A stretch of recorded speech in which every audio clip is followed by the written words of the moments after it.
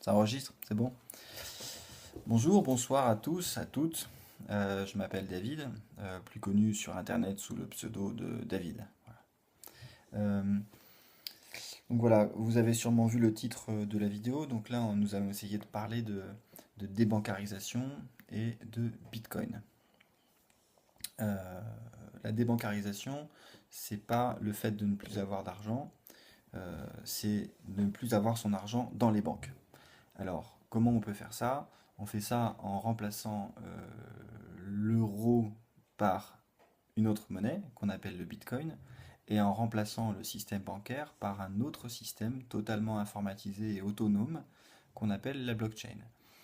Euh, alors, ça va être un peu compliqué de détailler tout ça, donc je vais partir du principe que vous savez ce que c'est qu'un Bitcoin, vous savez comment ça se crée, vous savez comment ça se transmet, et vous savez ce que c'est qu'une blockchain et un compte en banque, parce que sinon ça va être un peu trop indigeste comme vidéo et surtout trop long. Donc il y a des gens qui font ça très très bien, vous pouvez aller voir les vidéos de Asher, les vidéos de Artplay, voilà, qui sont des gens qui ont bien vulgarisé le Bitcoin et la blockchain. Je mettrai les liens dans la description de la vidéo. Et comme ça, voilà, après vous pourrez revenir me voir et essayer de comprendre comment j'ai orchestré cette démarche de débancarisation et de désolidarisation avec le système traditionnel bancaire. Voilà, je dis ça, l'objectif de ces vidéos, c'est d'essayer de faire comprendre quelque chose qui est difficile à comprendre. Et ça, j'ai pu l'observer euh, au fil des discussions avec des amis, avec la famille, avec les collègues, où lorsque je dis voilà, que je n'ai pas de compte en banque, c'est difficile à envisager.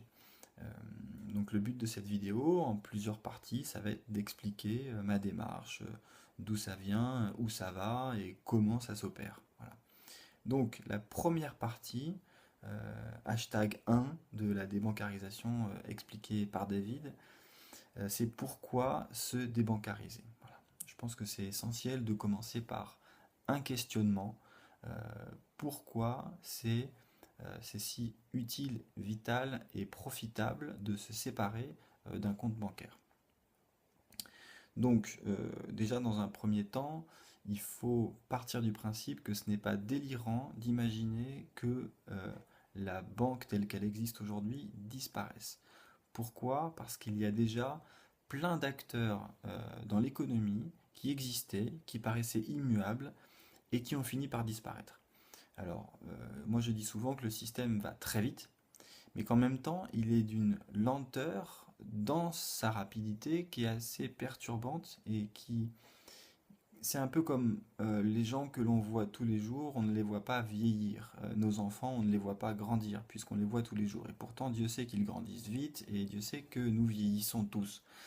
Euh, alors, fonctionnons par exemple. Avant, euh, pour déposer une annonce, il fallait écrire à un journal. Alors, pour les plus jeunes d'entre vous, ça va paraître un peu compliqué à envisager, mais voilà, quand on déposait une petite annonce dans un journal, il fallait écrire au journal, ou alors envoyer par la poste un bulletin sur lequel on avait écrit, rédigé notre annonce, et en ajoutant un petit chèque pour remercier le journal de bien vouloir publier cette annonce. Voilà.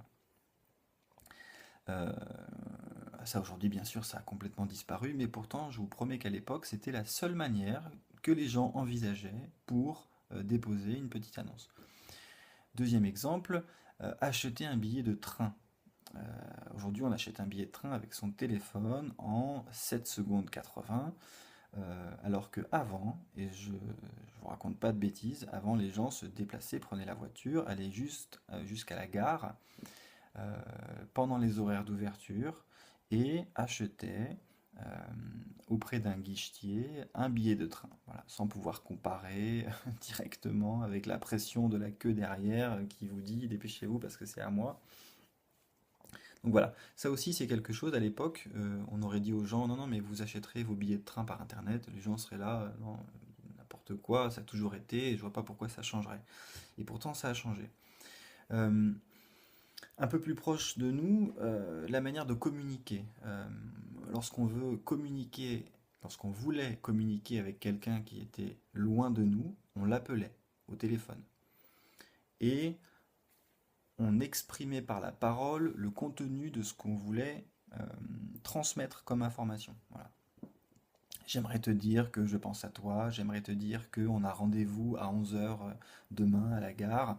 Voilà. Et bien ça, même ça a subi une transformation de fond. On s'est mis à écrire les informations qu'on voulait transmettre. Donc ça donne un texto avec, on prend le temps de l'écrire de manière à synthétiser l'information.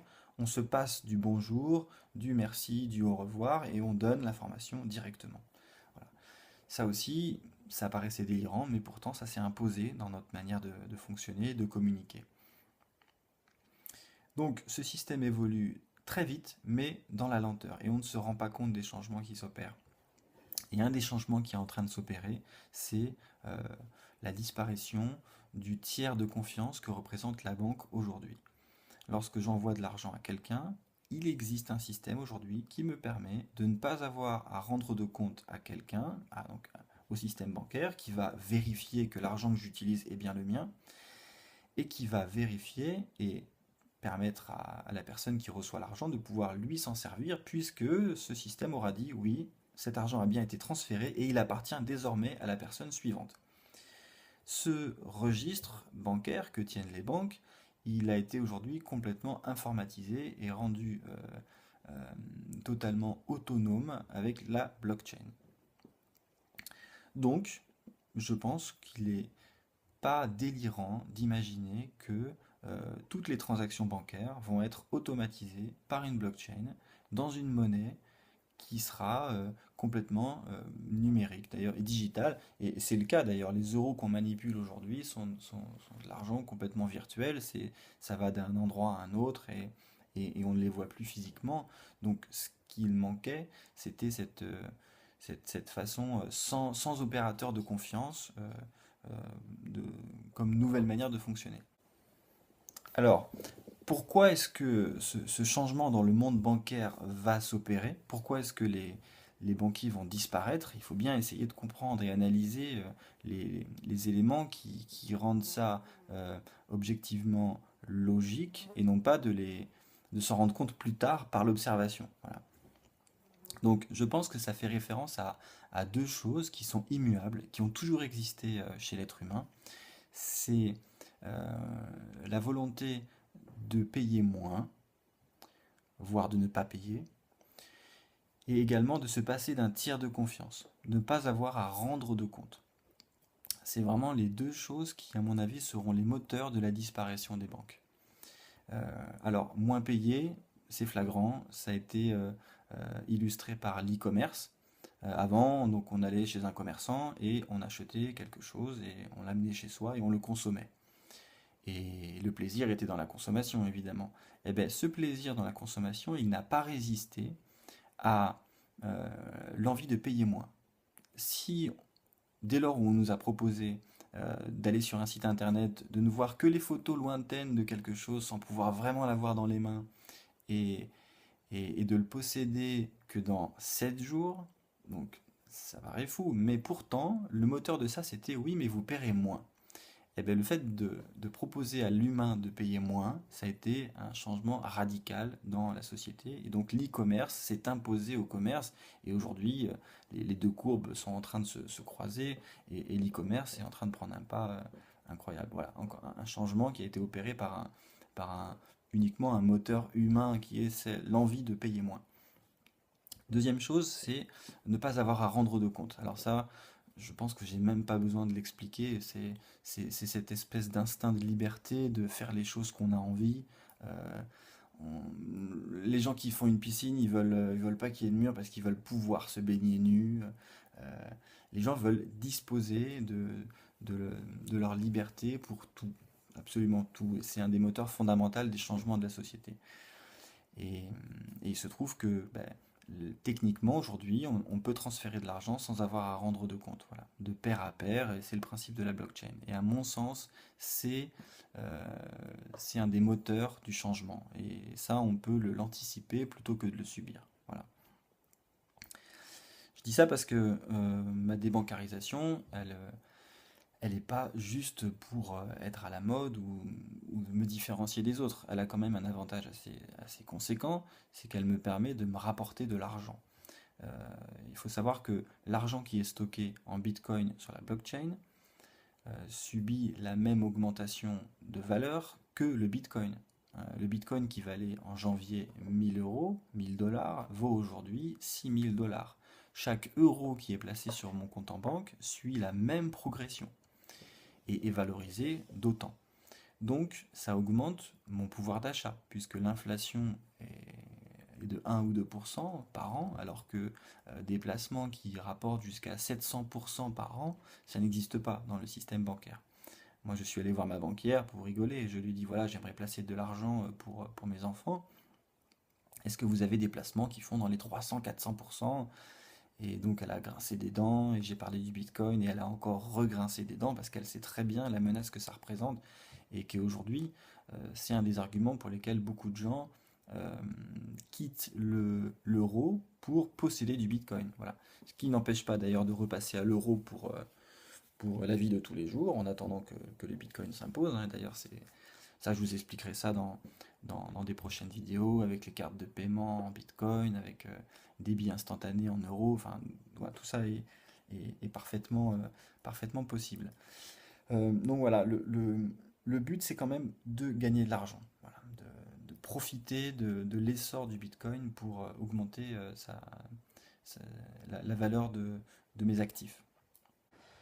Donc la troisième chose qui pour moi a du sens et explique le pourquoi de la débancarisation, donc j'ai parlé au début du fait que ça soulage parce que ça permet de payer moins et de ne pas avoir à rendre de compte et donc ça répond à des attentes humaines fortes.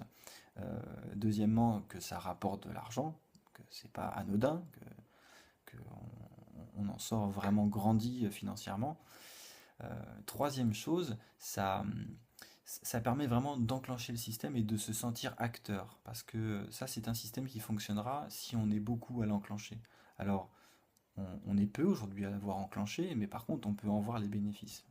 Ils sont énormes, énormes, énormes. Et j'en parlerai tout au long des vidéos de cette série. Euh, on a vraiment l'impression d'appuyer sur le bouton, d'être le commandant de la fusée qui nous fait décoller vers cette liberté et vers ce monde nouveau. Vraiment, on a l'impression qu'on va rendre le monde meilleur en faisant ça. Et, et ça, je peux l'illustrer avec des exemples, par exemple. Euh,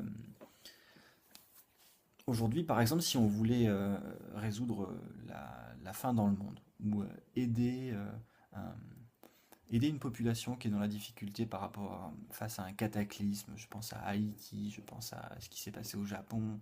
Au Japon, on n'avait peut-être pas besoin financièrement, mais en tout cas, si on veut agir de manière massive, tous ensemble, pour aider, soutenir une cause, eh bien, on ne peut pas le faire aujourd'hui avec le système bancaire. Le système bancaire ne va pas nous permettre de mutualiser 1 million de personnes qui voudraient donner 5 euros pour soutenir une cause. Alors que le Bitcoin vous permet, avec comme l'envoi d'un email, avec la simplicité d'un texto, de tous ensemble donner pour une cause et, euh, et vraiment de participer à un monde meilleur. Et enfin, j'aimerais aussi parler de ça parce que ça me tient à cœur, c'est que politiquement, je pense que tous les systèmes sont assez fragiles. La France pourrait très bien basculer sous une gouvernance du Front National qui voudrait supprimer l'euro et jouer avec la valeur de notre argent. Et ça, c'est le cas en France, mais au Venezuela, par exemple, les gouvernements sont arrivés à un point que leur comportement vis-à-vis de la concurrence internationale, vis-à-vis de toute la conjoncture, a été vraiment au détriment des habitants. Les habitants se sont sentis dépossédés de leur pouvoir d'achat puisque la monnaie a perdu sa valeur, a perdu son pouvoir. C'est comme si d'un seul coup, on dévaluait, on disait non, non, cet argent dont tu te sers depuis toujours, désormais il ne sert plus à rien. Voilà. Et il t'en faut 100 fois plus pour t'en servir. Et bien ça, je trouve ça extrêmement flippant. Et je sais que les bitcoins que j'ai, euh, eh ben voilà, j'en ai un certain montant aujourd'hui, et ben j'en aurai toujours le même montant si je ne les dépense pas dans 5 ans, dans 10 ans. Et ce n'est pas un gouvernement qui va pouvoir mettre en péril cette valeur. Cette valeur, elle sera toujours partagée par des gens de pair à pair. Et, et c'est nous, ensemble, qui décidons de la valeur qu'il a. Voilà. Et ça voilà, ça me donne vraiment le sourire le matin. Je me dis que j'ai confiance et que j'ai envie d'aller de l'avant et j'ai envie de faire plein de choses et que voilà, toute cette partie financière, elle est pas fragile. Voilà. Et, et puis il y a encore un truc super, c'est le financement. Voilà, il y a peu de temps, j'ai fait l'acquisition d'une maison. Ça a été très compliqué de justifier de ma capacité à rembourser. Ça a été vraiment galère.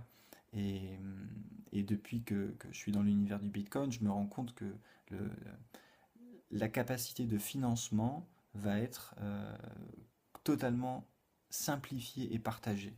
Il va être facile pour chacun de proposer de l'argent qui sera utilisé par d'autres pour entreprendre, pour s'acheter un bien, pour se libérer, pour toutes ces choses positives que peut donner le fait d'entreprendre grâce à des capitaux. Voilà. Donc ça, je trouve ça super. Voilà, tout simplement. Donc soit en tant que bénéficiaire d'un emprunt collectif, soit en tant que bénéficiaire d'un revenu suite à un emprunt que j'aurais pu faire à la collectivité. Voilà. Je ne sais pas si vous suivez un peu la démarche, mais l'argent ne va plus circuler de la même manière, l'argent ne profitera pas à des intermédiaires, l'argent ne va pas payer les bureaux luxueux dans les centres-villes, dans les hôtels particuliers que peuvent avoir les banques depuis toujours. Voilà, l'argent va rester entre nous, entre personnes du peuple, et ça, moi, j'en suis extrêmement heureux. Voilà. Et c'est ce qui me donne l'envie de poursuivre avec ces vidéos et de vous expliquer et de sensibiliser un maximum de personnes. Euh, je vous donne rendez-vous pour la seconde vidéo qui aura lieu d'ici normalement une petite semaine. Voilà, je ne vous dis pas de quoi elle va parler, mais vous allez voir, ça va être extrêmement intéressant. Voilà. N'oubliez pas de vous abonner à la chaîne, parce que si vous n'êtes pas abonné, eh ben, je ferai la vidéo et ben, peut-être que vous serez le dernier à en être au courant. Voilà. Likez si vous avez aimé et je vous dis à bientôt.